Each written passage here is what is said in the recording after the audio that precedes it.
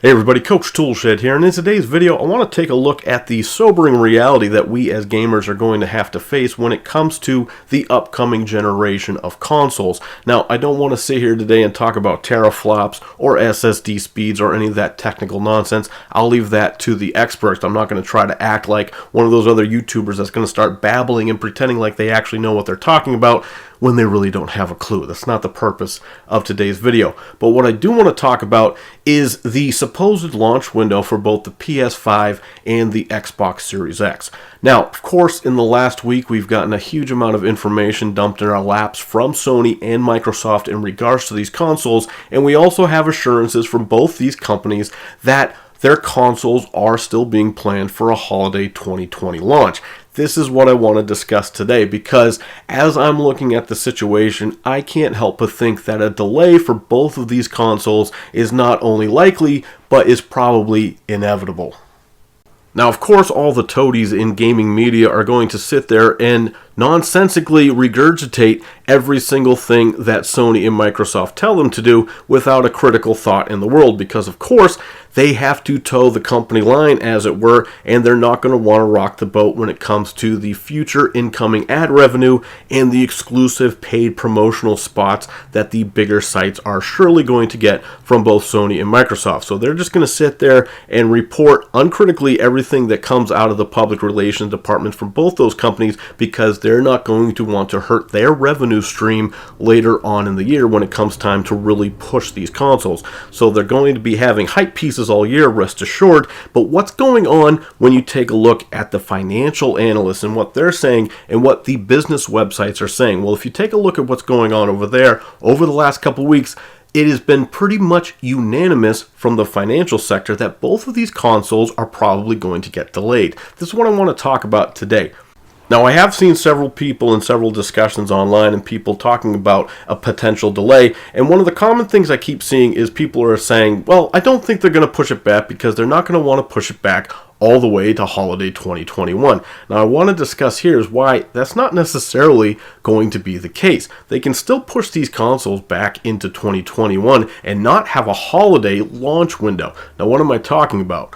Well, we know for many years that most of the major platform holders, Sony, Nintendo, Microsoft, whatever, all of their consoles have pretty much launched in a November window. That even held true for the upgraded versions such as the PS4 Pro and the Xbox One X. However, there was one critical difference in that time frame, and that is the Nintendo Switch. Now, the Nintendo Switch launched in March of 2017, and it also went on to become the world's fastest selling console. Now, how can this be a harbinger of what we might see headed down the line with these other consoles?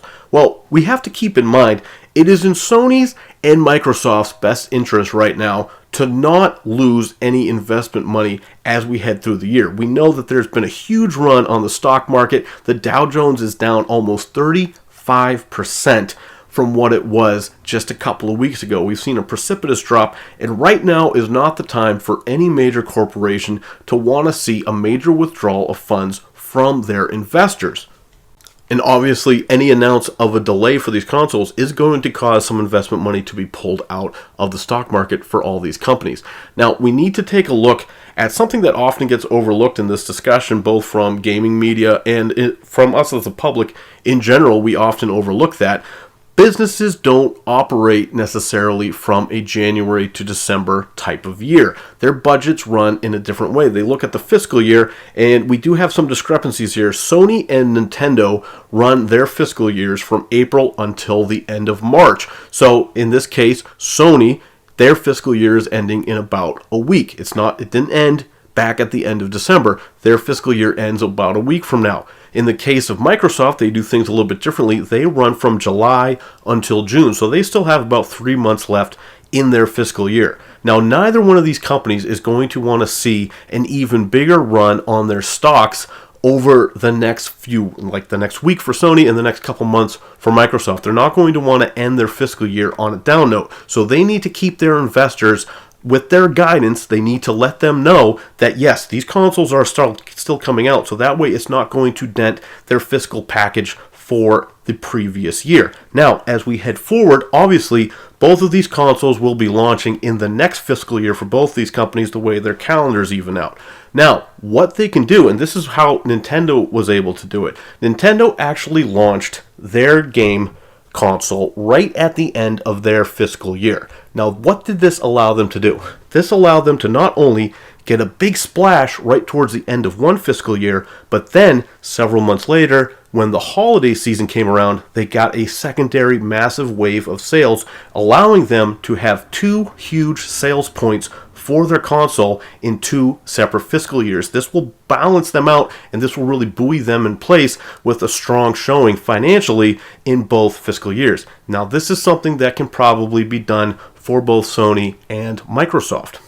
Now, obviously here we're dealing with a couple of different slowdown effects that are happening. We have both the physical slowdown effect of manufacturing being ground to a halt because of the worldwide quarantines that are going on and everything like that. We also have the economic downturn that we have to keep into account. And are Sony and Microsoft going to want to launch both their consoles in a year where so many millions of people are going to be affected negatively in their economic standing when it comes to how much money and disposable income they're going to have to spend at the end of this year? Wouldn't it be better off for both of these companies to maybe push these consoles back until the beginning of next year, maybe into March, and that way people will have a few more months of recovery time. Hopefully we're no longer dealing with this epidemic at that point. We don't really know. I mean, if we are, we're probably going to be in a whole lot more hurt where none of us are really going to even be paying attention to what consoles we have coming out if it gets to that point. But hopefully we do have a bounce back. But even if this situation gets cleared up relatively quickly, I think it's inevitable to say that millions of people are simply not going to be able to afford brand new consoles that they normally would have been able to buy if we had been living in a normal year. 2020 is obviously not going to be a normal year, and would it behoove both of these companies to push these consoles back for a few months, let people get the ground back under their feet, get more financially stable, and then launch these consoles? We have seen with the Nintendo Switch that the time of year when you launch your console doesn't really necessarily matter to the customer base. After all, if it did, then the Nintendo Switch would not have been the fastest selling console. They launched that in March, which is unheard of in the console space. I don't think that's ever actually been done. As far back as I could find, pretty much every console has launched in November for the past couple of decades. So Nintendo really bucked that trend. They went out on a limb, and it paid off handsomely for them. Now, of course, the fact that they weren't going head-to-head with any other major console release, of course, that absolutely helped them. They also had a pretty strong launch game when it came to Zelda, probably one of the highest-rated launch games that anyone could find, so that didn't hurt things either. But even all that aside, they clearly proved that the timing of the year didn't really matter in the long run for when they launched that console. It certainly worked out for them in the long run. Now, Sony and Microsoft aren't ignorant of that fact. I'm sure they're aware of that. And of course, they're going to want to try to keep the narrative going that the consoles aren't going to miss their delay windows. They want to try to act like everything is going according to plan. Now, that could actually happen.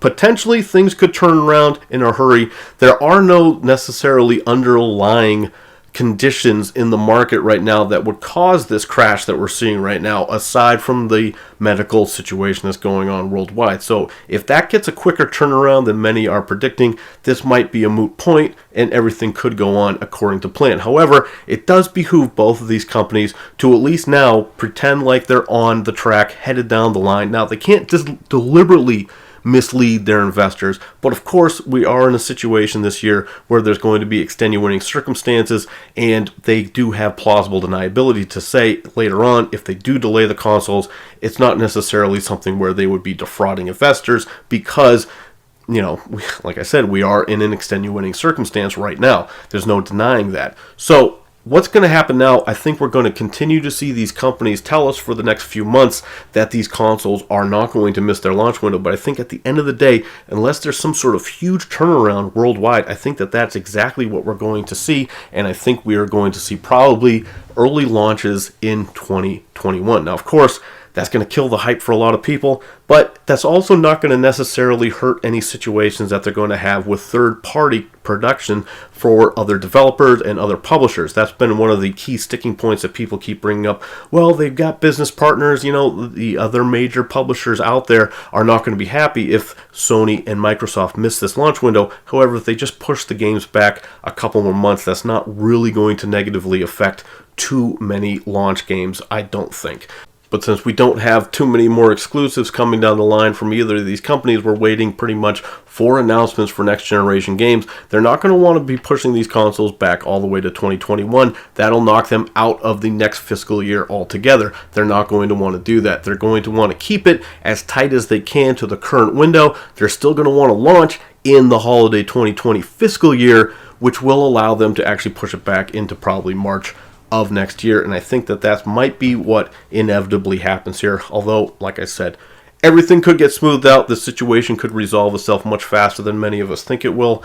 I don't know. I'm not very optimistic about that. I think we're in for some hard times ahead, and I just think that at the end of the day, both from a customer standpoint for how much disposable income we're going to have coming up in about 8 months, and from a production standpoint with the worldwide slowdown of the global economy, I just don't think that a holiday 2020 situation is realistic. However, as I laid out in this video, they could push the stuff back into the start of next year and still hit the next fiscal year and still be okay when it comes to their overall numbers, which is really how these companies operate. We need to get out of the mindset. A lot of people just get hyped up and they think, oh no, they got to get it out for the holiday. It's not necessarily the case. It's all about fiscal years when it comes to big business, and that's something that gets overlooked a lot of times when it comes to conversations like this. Anyway, that's it from me, Coach Toolshed. I'm going to let you go now. Let me know what you guys think down in the comments below. Please subscribe if you want to stay in tune with the channel headed forward, and as always, keep it turned to 11.